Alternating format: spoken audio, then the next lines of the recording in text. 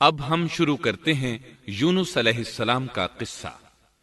یونس علیہ السلام ایک عظیم اور کریم نبی تھے۔ ان کا قصہ قرآن کریم میں ایک انوکھا قصہ ہے۔ آپ کے والد کا نام متا تھا اور آپ سیدنا ابراہیم علیہ السلام کی نسل سے تھے۔ آپ کا ایک نام ذوالنون بھی ہے، یعنی مچھلی والے۔ النون کا مطلب ہے مچھلی۔ اسی طرح آپ کو صاحب الحوت بھی کہا جاتا ہے۔ اللہ تعالیٰ نے آپ کو ان سب ناموں سے پکارا ہے۔ آپ کو ایک عظیم بستی کی طرف مبعوث کیا گیا۔ اس بستی کا نام نینوا تھا۔ یہ عراق کے شمال میں واقع تھی، موصل کے بالمقابل تھی۔ ان دونوں کے درمیان دریائے دجلہ واقع تھا۔ موصل دریائے دجلہ کے کنارے واقع تھا، جبکہ اس کے بالکل سامنے نینوا کی بستی تھی۔ امام ابن کثیر رحمت اللہ علیہ نے نینوا کے بارے میں اور ان آثار و باقیات کے بارے میں لکھا ہے جو ان کے زمانے میں موجود تھیں۔ وہاں کچھ بت تھے جو اوندھے منہ گرے پڑے تھے۔ اللہ تبارک و تعالی نے یونس علیہ السلام کو نینوا کی طرف رسول بنا کر بھیجا۔ سورۃ الصافات آیت 139 میں ہے، وَإِنَّ يُونُسَ لَمِنَ الْمُرْسَلِينَ، اور بے شک یونس رسولوں میں سے تھے۔ آگے اللہ آیت 147 میں فرماتے ہیں، وَأَرْسَلْنَاهُ إِلَى 100,000 أَوْ يَزِيدُونَ، اور ہم نے اسے 1,00,000 بلکہ اور زیادہ آدمیوں کی طرف بھیجا۔ یعنی ان کی تعداد 1,00,000 سے زیادہ تھی۔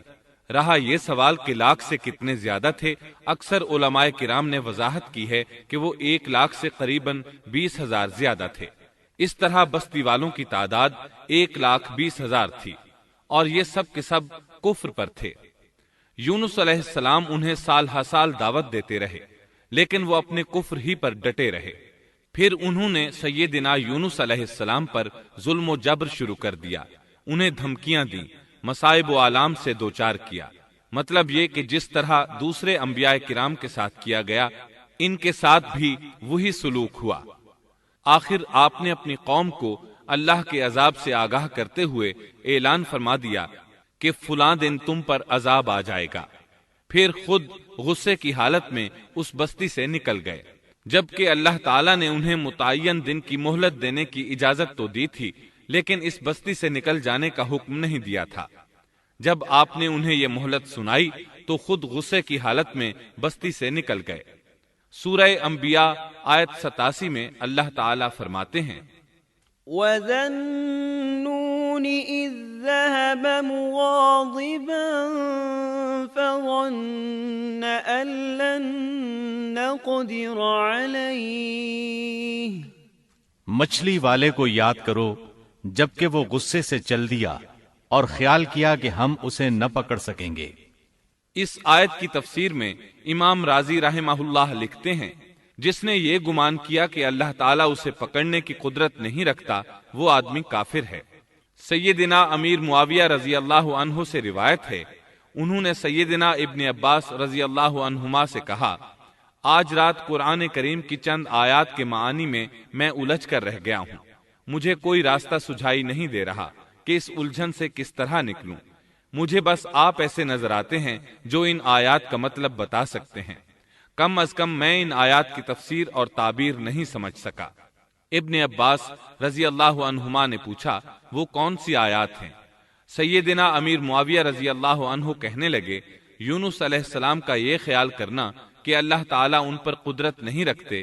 یہ سن کر سیدنا ابن عباس رضی اللہ عنہما نے فرمایا، اس سے مراد یہ نہیں، یہ لفظ قدر یہاں تنگی کے معنی میں آیا ہے، قدرت اور طاقت رکھنے کے معنی میں نہیں۔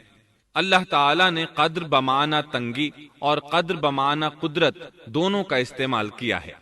تنگی کے معنی کی مثال سورۃ الطلاق آیت نمبر 7 میں ہے، وَمَن قُدِرَ عَلَيْهِ رِزْقُهُ فَلْيُنفِقْ مِمَّا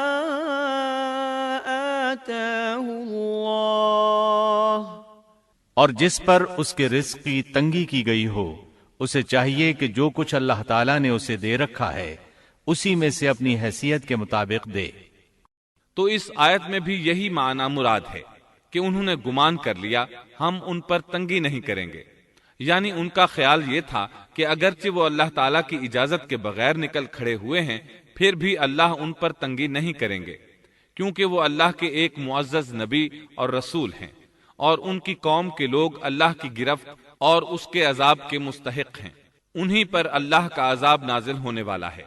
اس عذاب کی خبر انہیں پہلے ہی سنا دی گئی ہے اور مہلت دے دی گئی ہے، مگر وہ خود اگرچہ اللہ کی اجازت کے بغیر ہی چلے آئے ہیں پھر بھی انہیں سرزنش نہیں کی جائے گی اور وہ کسی گرفت میں نہیں آئیں گے۔ اللہ تعالیٰ ان کے لیے کوئی تنگی نہیں فرمائیں گے۔ اللہ تعالیٰ سورۃ الانبیاء آیت 87 میں فرماتے ہیں، فظن أن لن نقدر عليه، اس نے خیال کیا کہ ہم اسے پکڑ نہیں سکیں گے۔ مطلب یہ کہ ہم انہیں کوئی سزا نہیں کریں گے اور ان پر کسی طرح کی تنگی نہیں کریں گے، اور وہ سمندر کی طرف چل دیے۔ انہی دنوں میں عذاب الہی کی کچھ علامات نینوا بستی پر ظاہر ہونا شروع ہو گئیں۔ ایک بہت بڑا سیاہ بادل ان کی طرف بڑھنے لگا، اس بادل میں آگ کے شعلے دکھائی دینے لگے۔ ان لوگوں نے یہ بادل ان متعین دنوں میں سے پہلے ہی دن دیکھ لیا۔ اس کو دیکھتے ہی وہ سمجھ گئے کہ جس طرح سیدنا یونس علیہ السلام نے انہیں آگاہ کیا تھا یہ عذاب ان پر نازل ہو کر رہے گا، اور جو عذاب سیدنا لوط علیہ السلام کی قوم پر آیا تھا وہ اس کے بارے میں بھی اچھی طرح جانتے تھے۔ وہ بستی ان کی بستی کے قریب ہی تھی، اس لیے وہ ڈر گئے۔ ان کے سردار جمع ہوئے اور کہنے لگے، جیسے تم سے پہلے لوگوں پر عذاب اترا کرتے تھے تم پر بھی یہ نازل ہو کر رہے گا، جلدی کرو، سب جمع ہو جاؤ۔ چنانچہ انہوں نے اس بات پر اتفاق کر لیا کہ سیدنا یونس علیہ السلام نے بالکل سچ فرمایا تھا۔ اللہ کی قسم، یہ بالکل وہی عذاب ہے، تم اللہ کے عذاب سے نجات نہیں پا سکو گے۔ اس سے بچنے کی ایک ہی صورت ہے کہ تم ایمان لے آؤ اور توبہ کر لو۔ اس طرح وہ سب کے سب ایمان لے آئے، لیکن سیدنا یونس علیہ السلام وہاں موجود نہیں تھے۔ ان کی عدم موجودگی میں یہ سب کے سب یعنی 1,20,000 افراد ایمان لے آئے۔ انہوں نے پیوند لگے کپڑے پہنے اور اللہ کے حضور عاجزی، انکساری اور آہوزاری شروع کر دی، رونے لگے، اللہ سے بخشش مانگنے لگے، پھر اسی حالت زار میں باہر کھلے میدان کی طرف نکل آئے۔ ان کے سرداروں نے سب کو الگ الگ کر دیا، یہاں تک کہ ماں اور بیٹے کو بھی جدا کر دیا۔ سب اپنی اپنی جگہ پر یعنی ماں اپنی جگہ پر اور بیٹا اپنی جگہ پر آہوزاری کرنے لگے تاکہ ان پر اللہ تعالیٰ کی رحمت نازل ہو جائے۔ یہ عذاب 3 دن تک ان کے سروں پر منڈلاتا رہا، اور یہ بھی مسلسل آہوزاری کرتے رہے، اپنی عاجزی ظاہر کرتے رہے، معافیاں مانگتے رہے۔ آخر کار اللہ تعالیٰ نے ان پر رحم و کرم فرما دیا اور عذاب کو ان سے پھیر دیا۔ اللہ تعالیٰ سورہ یونس آیت 98 میں فرماتے ہیں، فلولا كانت قرية آمنت فنفعها إيمانها إلا قوم يونس، چنانچہ کوئی بستی ایمان نہ لائی کہ ایمان لانا اس کے لیے فائدہ مند ہوتا سوائے یونس کی قوم کے۔ مطلب یہ کہ سابقہ امتوں میں سے کسی کے بارے میں یہ سننے میں نہیں آیا کہ پوری قوم ایمان لے آئی ہو۔ تمام بستیوں میں ایک بھی بستی ایسی نہیں تھی، بس ایک یونس علیہ السلام کی قوم ایمان لے آئی۔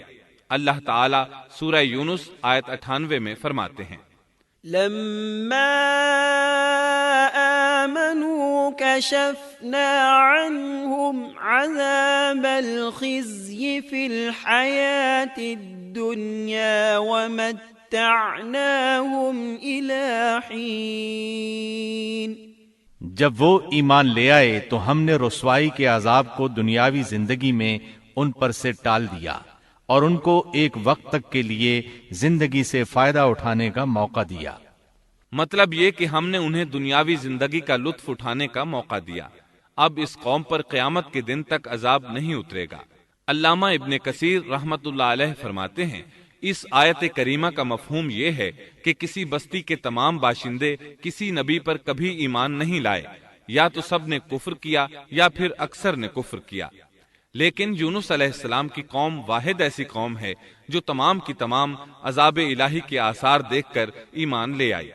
سابقہ ادوار میں جتنی بھی بستیاں گزریں ان میں اہل ایمان کے ساتھ یا تو کفار رہے ہیں یا ان میں منافقین بھی رہے ہیں، سوائے یونس علیہ السلام کی قوم کے وہ سب کے سب کافر تھے، پھر سب کے سب ایمان لے آئے۔ یہ اللہ تعالیٰ کے عجائبات میں سے ہے اور اس کی قدرت اور رحمت کی نشانیوں میں سے ہے۔ اب دوسری طرف کی سنیے، یونس علیہ السلام کو کچھ معلوم نہیں تھا کہ ان کی قوم کے ساتھ کیا ہوا۔ آپ تو غصے کی حالت میں بستی سے نکل کر سمندر کی طرف چلے آئے تھے۔ آپ ایک کشتی کی طرف آئے، اس میں سواریاں اور ساز و سامان لدا ہوا تھا۔ اللہ تعالیٰ سورۃ الصافات آیت 140 میں فرماتے ہیں، إذ أبق إلى الفلك المشحون،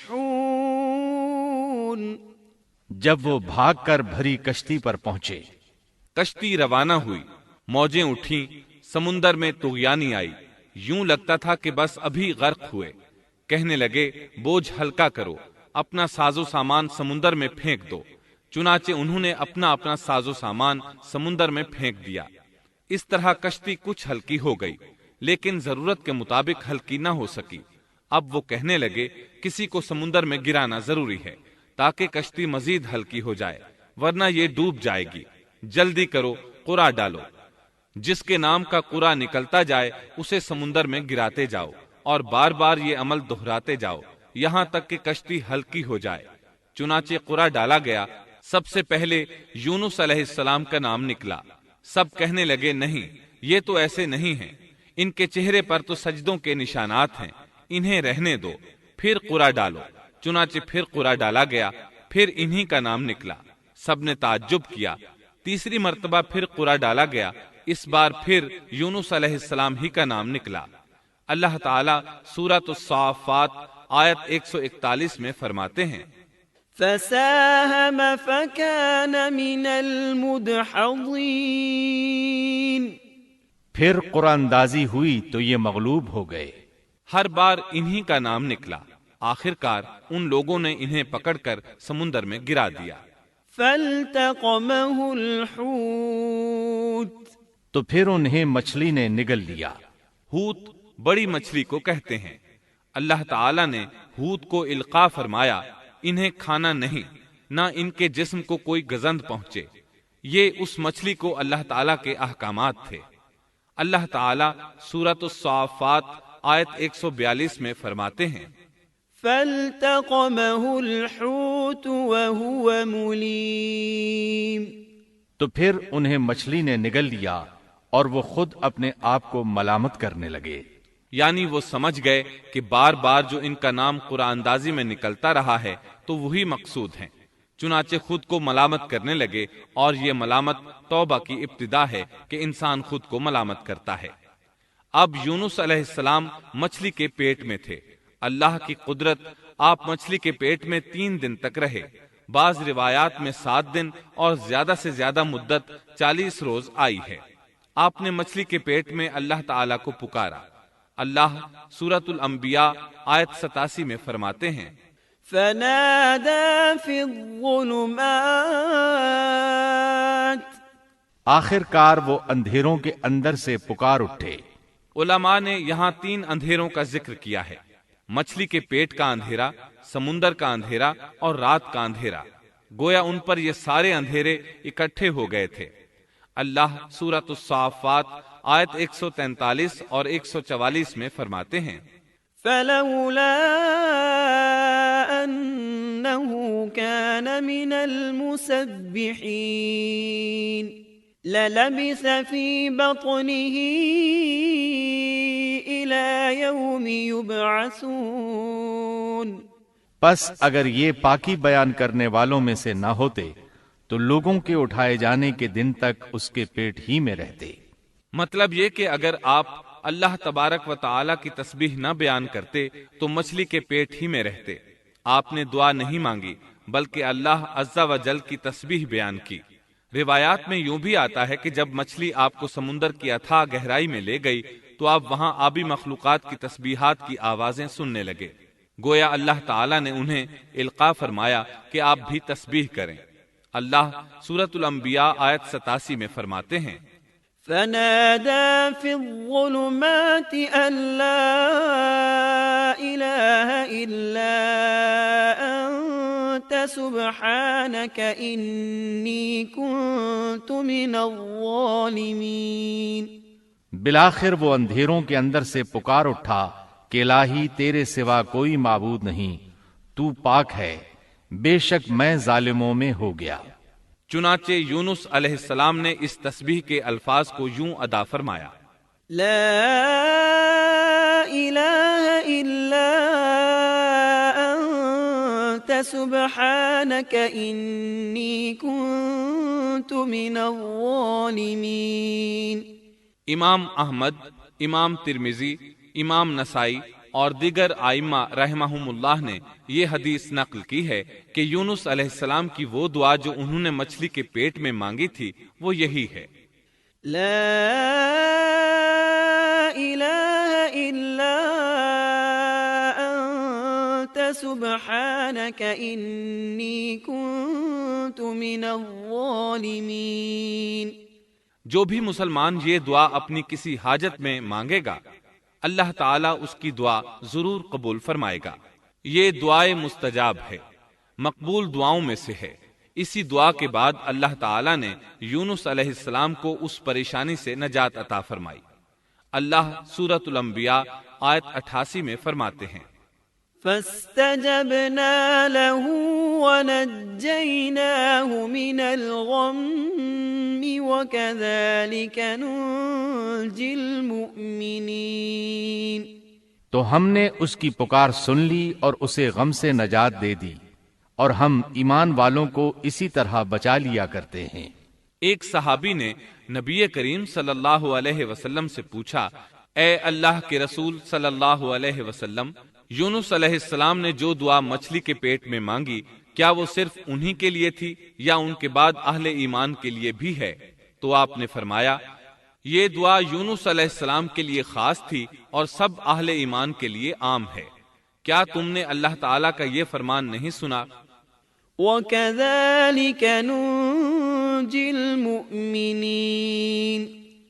اور ہم ایمان والوں کو اسی طرح بچا لیا کرتے ہیں۔ جو بھی اس دعا کو پڑھے گا اللہ اسے رنج و غم سے نجات دیں گے۔ ایک قول کے مطابق تقریباً 40 روز آپ کی شب و روز یہی دعا رہی۔ اس مدت کے ختم ہونے پر اللہ تعالیٰ نے آپ کی دعا کو قبولیت بخشی۔ مچھلی ساحل پر پہنچی، انہیں کنارے پر ڈالا اور واپس چلی گئی۔ اس بات کو اللہ تعالیٰ نے سورۃ الصافات آیت 145 میں یوں بیان فرمایا ہے، فَنَبَذْنَاهُ بِالْعَرَاءِ وَهُوَ سَقِيمٌ۔ پس اسے ہم نے چٹیل میدان میں ڈال دیا اور وہ اس وقت بیمار تھے۔ آپ وہاں اسی طرح لیٹے رہے۔ پھر اللہ کی قدرت سے آپ کے قریب ایک بیلدار درخت اگا، جیسا کہ سورۃ الصافات آیت 146 میں ہے، وَأَنبَتْنَا عَلَيْهِ شَجَرَةً مِّن يَقْطِينٍ۔ اور اس پر سایہ کرنے والا ایک بیلدار درخت ہم نے اگا دیا۔ اس کدو کے درخت کے متعلق مورخین کا کہنا ہے کہ اللہ تعالیٰ نے اس درخت کا انتخاب اس لیے فرمایا تھا کہ اس درخت کے پتے چوڑے ہوتے ہیں، ان کے سائے میں انہیں ڈھانپ دیا گیا تاکہ ہوا سے اذیت نہ پہنچے، اس لیے کہ ان کے جسم سے جلد اتر گئی تھی۔ پھر اس درخت سے خوشکن خوشبو بھی آتی تھی، اس خوشبو نے انہیں فرحت بخشی۔ پھر کدو کی خوشبو میں ایک خصوصیت یہ تھی کہ حشرات الارض کو دور رکھتی ہے۔ اللہ تعالیٰ نے انہی خصوصیات کی وجہ سے اس بیلدار درخت کا انتخاب فرمایا تھا تاکہ آپ ہر طرح کی تکلیف سے محفوظ رہیں۔ یہ ہے اللہ کی قدرت، سبحان اللہ۔ اسی طرح مفسرین یہ بھی کہتے ہیں کہ اللہ تعالیٰ نے ان کے پاس ایک پہاڑی بکری بھیج دی، وہ آپ کے قریب آتی اور آپ کے سر کے اوپر اپنی ٹانگیں پھیلائے کھڑی ہو جاتی۔ اس طرح اس کے تھن آپ کے منہ میں چلے آتے اور آپ ان سے خواہش کے مطابق دودھ پیتے۔ یہ تھا آپ کا کھانا اور پینا۔ رفتہ رفتہ آپ کی حالت بہتر ہو گئی، توانا اور تندرست ہو گئے، پھر آپ اٹھنے کے قابل ہو گئے، اور یہ سب اللہ تعالیٰ کی مہربانی سے ہوا۔ جب آپ کی صحت لوٹ آئی تو اللہ تعالیٰ نے آپ کو پھر آپ کی قوم کی طرف بھیجا، جیسا کہ سورۃ الصافات آیت 148 میں ہے۔ وَأَرْسَلْنَاهُ إِلَى 100,000 أَوْ يَزِيدُونَ فَآمَنُوا فَمَتَّعْنَاهُمْ إِلَى حِينٍ۔ اور ہم نے اسے 1,00,000 بلکہ اور زیادہ آدمیوں کی طرف بھیجا، پس وہ ایمان لے آئے اور ہم نے انہیں ایک زمانے تک عیش و عشرت دی۔ وہ سب کے سب آپ پر ایمان لے آئے تھے۔ اللہ تعالیٰ نے اس قصے کے ذریعے نبی کریم صلی اللہ علیہ وسلم کو اشارہ فرمایا ہے کہ دعوت دیتے ہوئے اکتانا نہیں۔ اللہ سورۃ القلم آیت 48 میں فرماتے ہیں، وَلَا تَكُن كَصَاحِبِ الْحُوتِ، اور مچھلی والے کی طرح نہ ہو جائیے۔ ان لوگوں کو دعوت حق دیتے رہیے۔ دیکھیے وہ سال ہر سال دعوت دیتے رہے لیکن اکتائے نہیں، ان سے مایوس نہیں ہوئے۔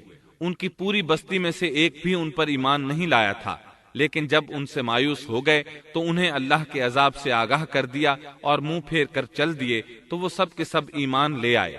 اللہ تعالی سورۃ القصص آیت 56 میں فرماتے ہیں، إنك لا تهدي من أحببت ولكن الله يهدي من يشاء۔ آپ جسے چاہیں ہدایت نہیں دے سکتے، بلکہ اللہ تعالیٰ ہی جسے چاہتا ہے ہدایت دیتا ہے۔ اس قصے میں بہت بڑا سبق ہے کہ کسی بھی حالت میں اللہ کی رحمت سے مایوس نہیں ہونا چاہیے اور نہ ہدایت کے معاملے میں اپنی ذات پر بھروسہ کرنا چاہیے۔ ہدایت تو بس صرف اللہ تعالیٰ ہی کی طرف سے ہے۔ آپ کے ذمے تو پیغام حق پہنچا دینا ہے۔ اللہ سبحانہ و تعالیٰ کے ذمے ہدایت سے نوازنا ہے۔ اللہ تعالیٰ نے انہیں پاک صاف بنا دیا، انہیں چن لیا۔ اللہ خود ہی سورۃ القلم آیت 50 میں وضاحت فرماتے ہیں، فاجتباه ربه فجعله من الصالحين۔ اسے اس کے رب نے پھر نوازا اور اسے نیک لوگوں میں کر دیا۔ امام مسلم نے ایک حدیث روایت کی ہے کہ نبی کریم صلی اللہ علیہ وسلم نے فرمایا، لا ينبغي لعبد ان يقول انا خير من يونس بن متى۔ تم میں سے کوئی شخص ہرگز یہ نہ کہے کہ میں یعنی محمد یونس بن متیٰ سے بہتر ہوں، یعنی یوں نہ کہے کہ میں سیدنا یونس علیہ السلام سے افضل ہوں۔ وہ اس طرح کہ وہ تو اپنی قوم کے ایمان لانے سے مایوس ہو گئے تھے اور میں مایوس نہیں ہوں، اس طرح بالکل نہ کہے، کیونکہ بالآخر اللہ تعالیٰ نے آپ کو چن لیا اور برگزیدہ بنا لیا اور صالحین میں داخل کر لیا۔ اس واقعے میں نبی کریم صلی اللہ علیہ وسلم کو جو ہدایت دی گئی ہے اس کا ذکر سورۃ القلم آیت 41 میں آتا ہے، فاصبر لحكم ربك ولا تكن كصاحب الحوت۔ پس تو اپنے رب کے حکم کا صبر سے انتظار کر اور مچھلی والے کی طرح نہ ہو جا۔ مطلب یہ کہ یونس علیہ السلام کی مانند نہ ہو جائیے جو اپنی قوم کے ایمان لانے سے مایوس ہو گئے تھے۔ یقیناً دین کی دعوت اور حق کے پرچار میں یہ بہت عظیم سبق ہے کہ داعی اللہ کو کبھی مایوس نہیں ہونا چاہیے۔ یونس علیہ السلام کا قصہ ختم ہوا